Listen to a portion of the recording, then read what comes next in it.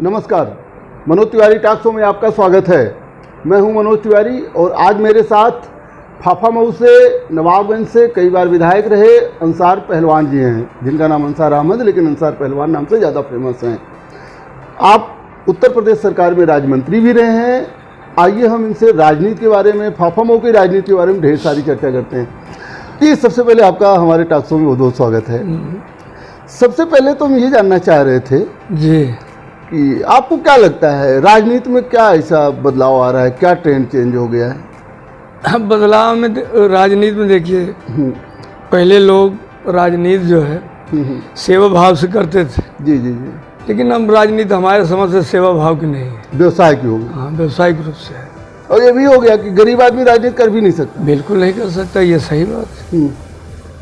तो राजनीति का क्रूप चेहरा हो गया। हाँ, कि गरीब आदमी जो नेता बन ही नहीं सकता। जी जी जी। इसके पीछे किसको जिम्मेदार थी? अब इसके पीछे हम क्या बताएं, कौन जिम्मेदार है? इसके पीछे आपको नहीं लगता कि चमक धमक और लोगों की ज़्यादा अपेक्षाएं जिम्मेदार हैं? नहीं नहीं, ये सही, आप बिल्कुल सही कह रहे हैं। देखिए, अब जैसे हम लोग हैं इतने सस्ते हैं, सरल हैं, 2 बार रहे विधायक, बिल्कुल मंत्री और रहे ना, हमारे साथ कोई गनर है, न कोई राइफल वाला चलता है, न कोई साइडो, कोई है ही नहीं है। सिर्फ ड्राइवर रहता है, हम रहते हैं, एक लड़का और है, वो 2-3 लोग रहते हैं मात्र, बस। हमें लगता है कि जब जनता के यहाँ जाते हैं तो जनता सोचती है कि हाँ हमारे नेता कुछ हमारे लिए करें, इसी चक्कर में ज़्यादा जो है पैसे का वो चलने लगता है। अब ठीक है, ये तो धीरे धीरे वैज्ञानिक युग है, उसमें तो। अच्छा नेता जी, आप एक चीज़ बताइए, आप 2 बार विधायक भी रहे, मंत्री भी रहे, और समाजवादी पार्टी में एक नेचुरल दावेदार आपको माना जाता है कि अगर फाफामऊ से अंसार अहमद जो है दावेदार हैं सपा से। लेकिन हमने देखा कि इधर 10-11 लोगों ने दावेदारी कर दिया, जिसमें मनोज पांडे जी हैं, जी सरोज के बड़े करीबी माने जाते हैं, दूधनाथ पटेल जी सरोज के करीबी माने जाते हैं, हीरामणि पटेल हैं, आप पुराने हैं, संदीप यादव, महावीर यादव, आदिल हमजा, किसका नाम ले, तमाम नाम तो मुझे याद नहीं है। ऐसे में क्या आपको नहीं लगता कि अखिलेश यादव जी के लिए बड़ी दिक्कत होगी? क्या करें? नहीं, कोई दिक्कत नहीं। आपका दिक्कत फिक्स है? नहीं फिक्स नहीं है ना। क्यों? ये नहीं, ये प्रजातंत्र है, ठीक है। हाँ। अगर उस लायक पार्टी समझेगी हाँ। तो चुनाव लड़ाएगी तो लड़ेंगे, और नहीं जिसको टिकट देगी, चाहे आदिल हमजा जी को दे, चाहे मनोज पांडे जी को दे, चाहे दूधनाथ भाई को दे, चाहे उनको दे, महावीर यादव, नाम अरे बड़ा किसी को दे। घमासान है। हाँ। हम लोग अब की बार चाहे जिसको टिकट मिलेगा, बिल्कुल मुस्तैदी से, ईमानदारी से लग के उसको जिता। आप क्यों कमजोर हैं?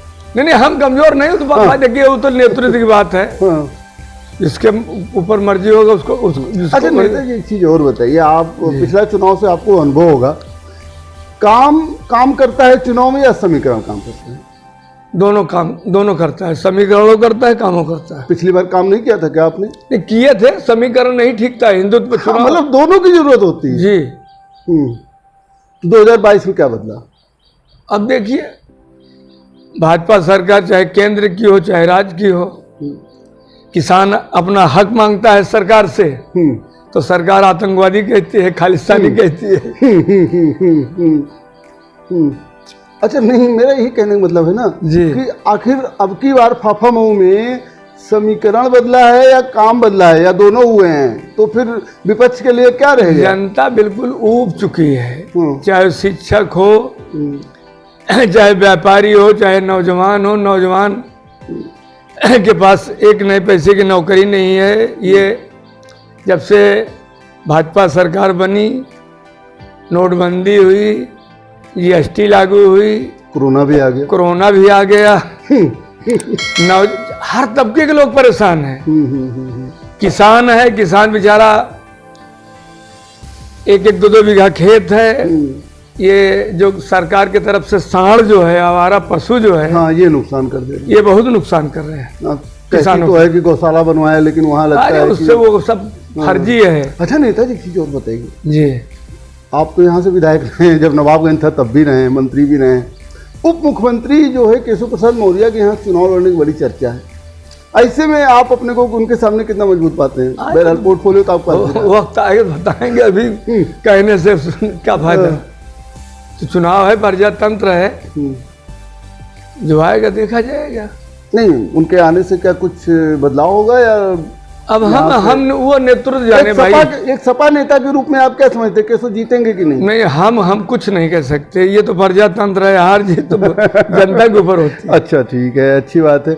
आपको लगता है कि सपा बसपा का गठबंधन था लेकिन जो है इतनी सफलता नहीं मिली, और इस बार अगर कोई गठबंधन नहीं होगा तो बीजेपी का तो बहुत बड़ा गठबंधन है, अपना दल से कैसे पार पाएंगे अकेले लड़के? जनता अब की बार जो है इस सरकार से ऊब चुकी है। चाहे शिक्षक हो चाहे नौजवान हो, विकास के काम कुछ नहीं ये लोग करते हैं। ये लोग सब हवाई वाला काम करते हैं। लेकिन समीकरण तो है ना इनके पास। समीकरण है, ठीक है, समीकरण कहने वाला समीकरण है, ये जनता जनार्दन है। अकेले तो ये सपा को भी तो समीकरण बनाना चाहिए ना, किसी के साथ गठबंधन करके। राष्ट्रीय अध्यक्ष अपना बनाए होंगे भाई, उनको चुनाव लड़ना है 2022 में। अच्छा नेताजी, एक चीज बताइए, वर्तमान सरकार से आपको लगता है कि भेदभाव की राजनीति ज्यादा हो रही है? भेदभाव क्या, आप सब ठीक है, जो हो रहा है सब ठीक है हो रहा है। मतलब समय का इंतजार है, जब हमारा आएगा तो हम बताएंगे। क्या बात करें, वैसे होना नहीं चाहिए। अच्छा सर, एक चीज और बताइए, पंचायत चुनाव में क्या दखलंदाजी है? कहते हैं कि शासन सत्ता का चुनाव होता है। पंचायत चुनाव जो है ये पर्सनल चुनाव होता है, सबका हक अधिकार है चुनाव लड़ने के। गांव का लोकतंत्र, गांव का लोकतंत्र है, प्रजातंत्र ही है। लड़ेंगे भाई, जो बढ़िया लड़ेगा, जो काम किया होगा गांव जनता के बीच में, वो चुनाव जीते। कहते हैं कि जिसकी सरकार रहती है वो चुनाव को प्रभावित करता है, ऐसा लगता है क्या? सपा ने भी किया था क्या अपने शासनकाल में? सपा सरकार में तो कहीं कुछ नहीं हुआ था, इसमें भी नहीं होगा मतलब? अब होना तो नहीं चाहिए। तमाम अविश्वास प्रस्ताव आए सत्ता बदलने के बाद, जिसकी सत्ता रहती ब्लॉक प्रमुख उसी का हो जाता है। ये सब प्रक्रिया आखिर लोकतंत्र का मजाक नहीं होता? जिला पंचायत अध्यक्ष हो चाहे ये वही ब्लॉक प्रमुख ही हो, ये तो सत्ता के चुनाव है, ये तो चलता रहता है। अच्छा सर, एक चीज होता है, फाफामऊ की राजनीति किस तरीके से अलग है? अच्छा, तब ये ज्यादा अलग हो गई या जब पहले नवाबगंज था तब ज्यादा बढ़िया थी? हमारे ख्याल से कोई बदलाव तो नहीं आया है, लगभग वैसे है। तो वही क्षेत्र थोड़ा से ये उत्तर साइड वाला काट के ये दक्षिणी साइड वाला जोड़ दिए। हाँ, लेकिन कुछ बदलाव नहीं हुआ। कुछ बदलाव तो नहीं है, लेकिन एक प्रॉपर फाफामऊ जो नाम है, प्रॉपर फाफामऊ इसमें नहीं है। अच्छा, ये शहर उत्तरी में? हाँ, शहर उत्तरी में है, नाम जो है फाफामऊ है। नाम या तो कौड़िया रखना चाहिए था। अच्छा नेताजी, वर्तमान विधायक विक्रमाजीत मौर्य जो भाजपा के विधायक हैं, उनका कहना है कि हमने तो बहुत काम किए, यहाँ तक कि एक पुल बनवा रहे हैं। तो आप इनसे कितना संतुष्ट हैं? कहाँ पुल बन रहा है? गंगा जी पे बहुत बड़ा शिलान्यास हो गया है, सबको वो मिल गया है, मुआवजा मिल गया है। वो तो बहुत पहले से वो पास था, कांग्रेस के टाइम से। अच्छा, इनका प्रपोजल थोड़ी कोई है, तो कांग्रेस के टाइम से पास था। बोलिए। अच्छा, हम लोगों को खुद जानकारी है। तो ये जो कहते हैं कि मैंने बहुत विकास काम किया, बहुत सड़कें बनवाई, और आखिर विकास में खाली सड़क जितना पहले बनी थी, थोड़ा मोड़ा सड़क नहीं बनी, नहीं तो सब वही रिपेयर हुई है। रिपेयर समाजवादी सरकार में हुई थी, पहले होती थी, अब भी हो रही रिपेयर। आप बताइए, आप तो मंत्री भी रहे हैं जी, आपने कौन से ऐसे काम किए थे अपने कार्यकाल में जो यादगार हो? हम एक CSC बनवाए थे यहाँ कौड़ियार में। जी जी जी। एक रोड बनवाए थे सीता कुंड से वहाँ सिंगापुर तक 6 किलोमीटर। एक रोड बनवाए थे यहाँ से थरमई से पंडिला होते हुए 6 किलोमीटर ये बनवाए थे। एक रोड बनवाए थे यहाँ ये। नेताजी, सड़कें आप लोग बनवाते हैं जी, सड़कें 6 महीने बाद टूट जाती हैं, आखिर आप लोग कुछ ऐसे अस्थायी काम क्यों नहीं करवाते हैं जिससे लोगों को रोजगार मिले? मैं समझता हूँ फूलपुर में एक इफ्को फैक्ट्री इतनी पुरानी जिसका उदाहरण सब देते हैं। कभी एक जीप फैक्ट्री पुरानी थी सलीम शेरवानी साहब की, लेकिन आज भी तमाम लोग मिल जाते हैं कहते हुए कि हम जीप में सर्विस करते थे, माया प्रेस पुराना था लेकिन आज भी तमाम लोग मिल जाते हैं कि माया प्रेस में सर्विस करते थे। ऐसी फैक्ट्रियां या ऐसे उद्योग धंधे क्यों नहीं लग पाते हैं? क्या वजह होती है? अब धीरे धीरे देखिए, बिजली की कमी से हमारे ख्याल से बिजली हमारी सरकार में लगभग समाजवादी सरकार में 17-18 घंटा गांव की बिजली मिलती थी। हमारे यहाँ जैसे ये हमारा तो अप टाउन में आया, नहीं यहाँ तो लगभग 2 या 3 घंटा बिजली करती, नहीं यहाँ तो बिजली 24 घंटा रहती। ये नगर निगम में हो गया, अब नगर निगम में हुआ, पहले नगर निगम में नहीं। मेयर चुनाव में भी दखलंदाजी हो। हाँ जी, अब तो ग्राम पंचायत छोड़ तो मेयर चुनाव में होनी हाँ यहाँ तो हम लोगों के यहाँ मेरे वाला होगा, लेकिन हमारा पूरा क्षेत्र जो है वो जिला पंचायत अध्यक्ष में। अच्छा सर, आपको क्या लगता है अगली बार जब आप चुनाव लड़ेंगे 2022 में फाफा मऊ से, तो आपके मुद्दे क्या होंगे? देखिए, मुद्दे हमारे राष्ट्रीय अध्यक्ष अखिलेश यादव ने उत्तर प्रदेश का बहुत विकास करवाया है। चाहे 102 नंबर रही हो, चाहे 108 नंबर, लड़कियों का कन्यादान जी जी, और ये लोहिया गांव जानेश्वर मिश्रा, नहर की सिंचाई मुफ्त, ट्यूबवेल की सिंचाई मुफ्त, तमाम अच्छी अच्छी योजनाएं हमारे सरकार में थी। तो ये मुद्दे रहेंगे 22 में भी जी। आपको क्या लगता है 2022 में क्या बदलाव होगा? 2022 में हमारी सरकार समाजवादी की सरकार बनेगी, माननीय राष्ट्रीय अध्यक्ष अखिलेश यादव जी। विश्वास है जी जी। क्या आधार है? ये तो गठबंधन भी नहीं है। विकास विकास वो उनका मेन मुद्दा है, विकास वाला। वो विकास पे चुनाव लड़ेंगे। अच्छा, आज आप प्रदेश में क्या कमी देखते हैं? वर्तमान सरकार से आप कितना संतुष्ट हैं? योगी सरकार, वर्तमान सरकार में क्या, कोरोना टाइम पे धीरे धीरे धीरे बता दो, रोजगार बिल्कुल खत्म है, महंगाई चरम सीमा पे है। यहाँ देखिए, ये पंजाब और ये हरियाणा नहीं है कि यहाँ 100-200 बीघा खेत है एक आदमी के पास। बिल्कुल, 1-1, 2-2 एकड़ खेत है कुल। बिल्कुल।